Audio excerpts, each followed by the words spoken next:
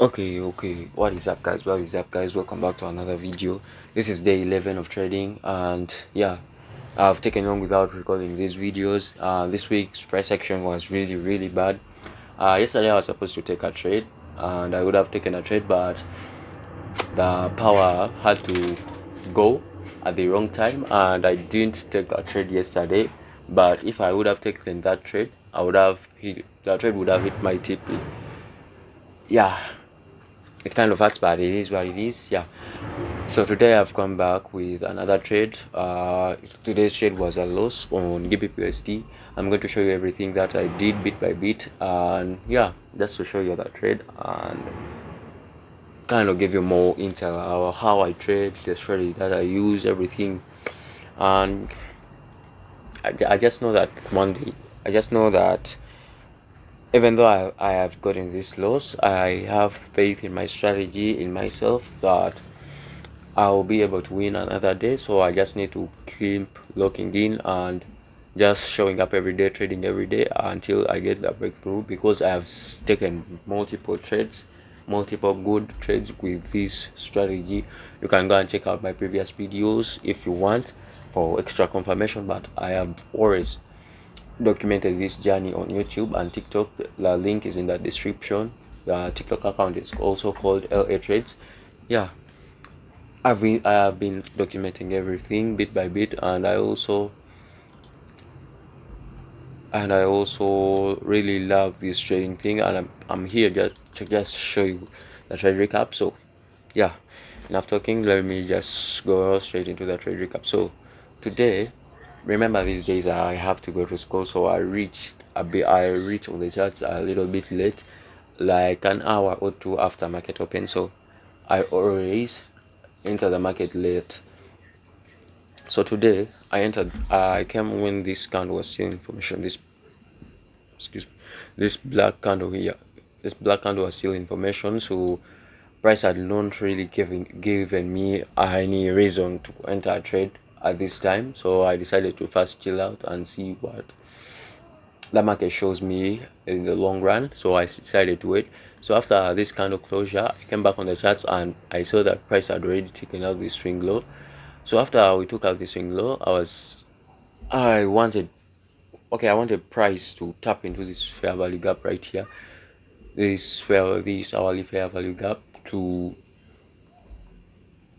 kind of like, okay, this was like my extra draw, my opposite draw on liquidity to the upside, the thing that was kind of giving me more reasons why the market has to push higher after that liquidity sweep. So I decided to mark out that fair value gap, and after that I dropped down to the lower time frame. So the 1 minute had not given me good structure. This is what I was telling you guys about.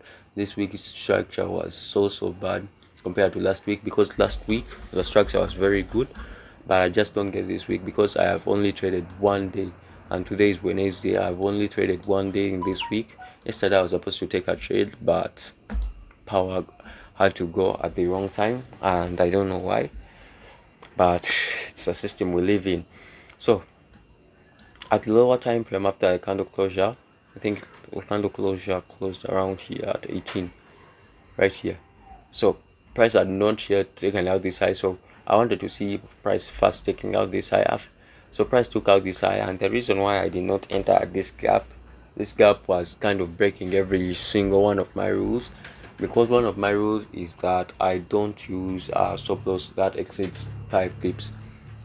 I just started using that rule just of recent when I started this challenge, because I noticed that I need to really manage my risk, because risk management is really important in trading if you want to really want to stick in trading and see progress in trading and prevent to blowing of accounts. You really need to stick to risk management. Risk management is everything in trading.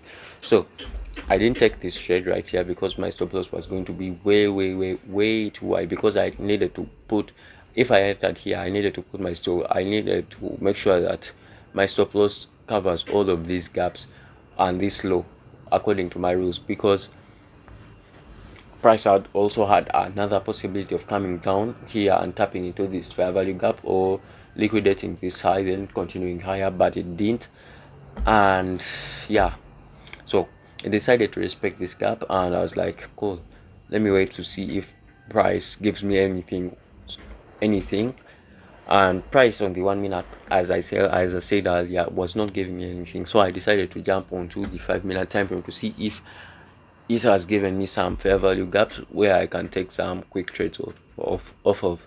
So I first witnessed this fair value gap. So after this candle closed, for some reason this candle just this blue candle right here just pushed higher. It did not retrace back into the fair value gap, formed a breakup structure right here, formed another fair value gap. This one did not get respected, this one right here, but price respected the second gap that was formed on this big move to the upside. It respected it.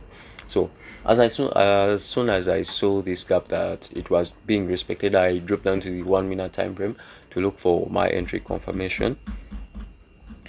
So I got the entry confirmation here. Oh my god, I forgot to mark it out.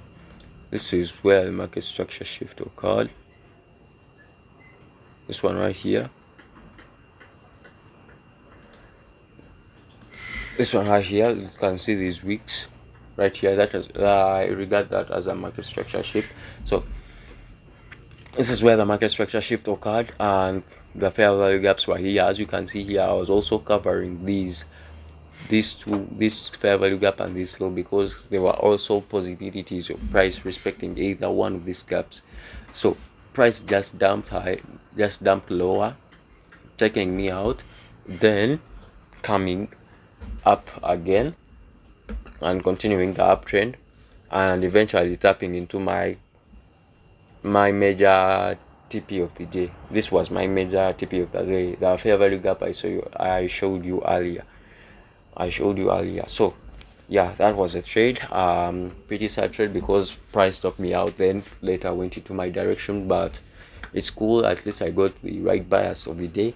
At least I had the right direction of the session, that the session was going to go in this particular direction, or this particular direction.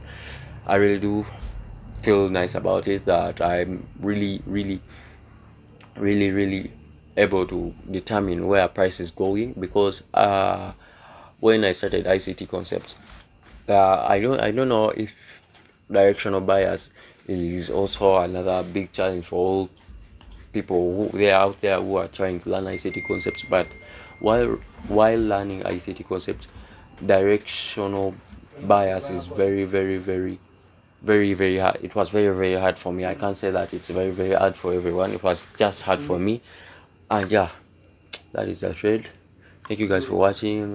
Really love the support. I'm going to leave the live execution, and I always post them on TikTok. You can go and check it out. Link is in the description.